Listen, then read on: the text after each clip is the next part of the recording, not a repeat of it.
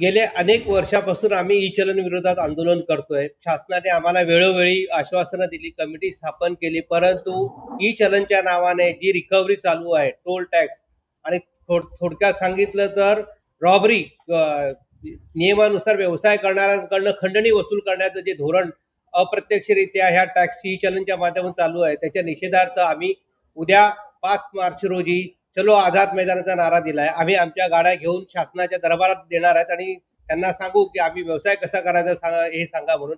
अशा प्रकारचे ई-चलन, चुकीचे ई-चलन देऊन ह्या इंडस्ट्रीमधल्या जे ड्रायव्हर्स मिळणं आज कठीण झालेलं आहे. ही इंडस्ट्रीज मोडकळीस आलेली आहे.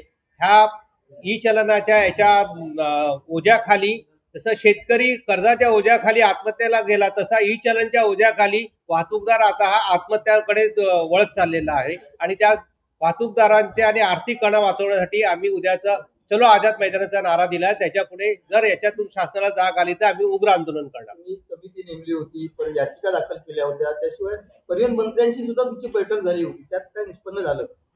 मान्य परिवहन मंत्र्यांच्या बैठकीमध्ये परिवहन मंत्र्यांनी आम्हाला मान्य केलं की ही चलन जी प्रणाली आहे हे अन्यायकारक आहे आणि याच्यावर मी तुमच्या समस्याबद्दल तुमच्या समस्याबद्दल मी तुमच्या सोबत आहे, परंतु त्याच्यावर तोडगा न काढता आहे ते तसंच पुढे रेटून न्यायचं, अशा प्रकारच्या धोरणामध्ये त्यांनी आमची बैठक गुंडाळलेली आहे.